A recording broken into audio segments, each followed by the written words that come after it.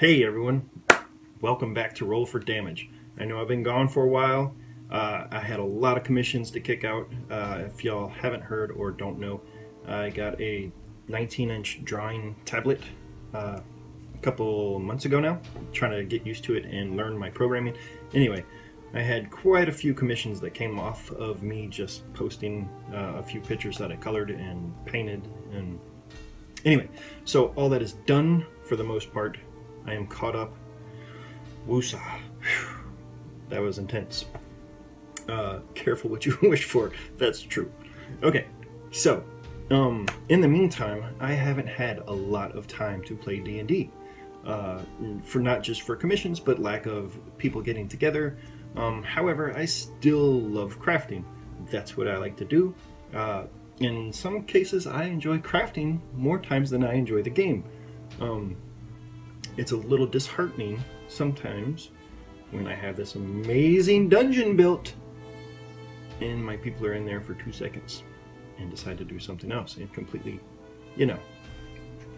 avoid all the cool stuff that I built and trapped and put into this little visual piece. I'm not going to name any names,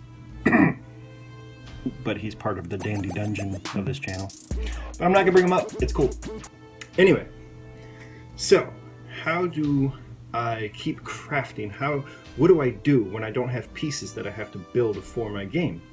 Well, it's pretty simple, and it's very refreshing. It's an uplift. It's a facelift for your already done pieces. I call this the rule of two, not the Sith rule of two. That's the dark side. The rule of two is taking one of your existing pieces, whatever you'd like to use. Change two things about it. Either paint it, add something new, swap out a different piece. Whatever it's going to be, just change two things. You'd be surprised what the difference between two little pieces of paint or a new artifact on it does to your table. It makes it look like an entirely new piece, and it keeps your players like, wow, that's really cool. I didn't notice that before. That's because it wasn't there before. Or you can change your tiles, put traps in them. They're expecting the same old dungeon pieces or tiles or whatever piece you're looking for, and all of a sudden now it's a trap with the visual cues that they didn't see before. So it's really cool. So I'm going to take and choose one of my old existing pieces. I'll put a link in the old video so you can see the build of how I built it originally. And then I'm going to just, change two things about it, and then we'll go from there. So, stick around.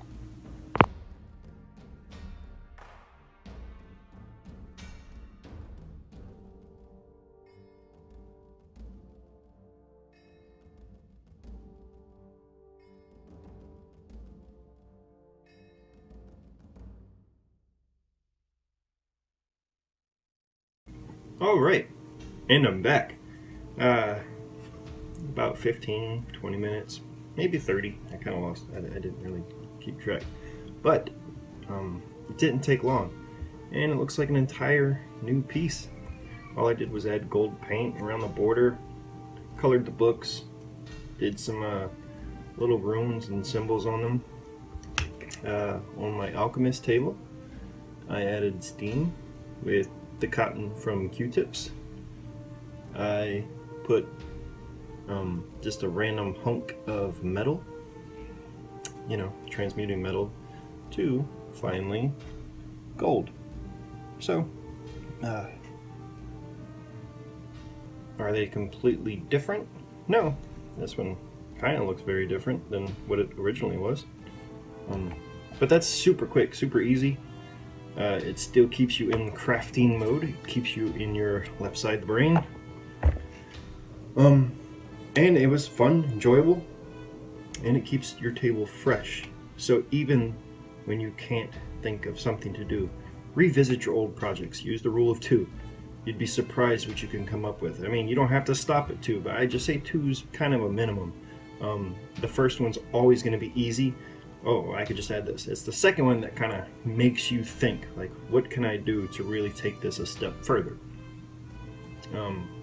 and this one, believe it or not, was that piece. Like, what do I do?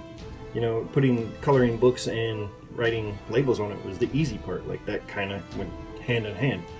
What else do I do with a bookshelf? So I decided to trim it in gold leaf.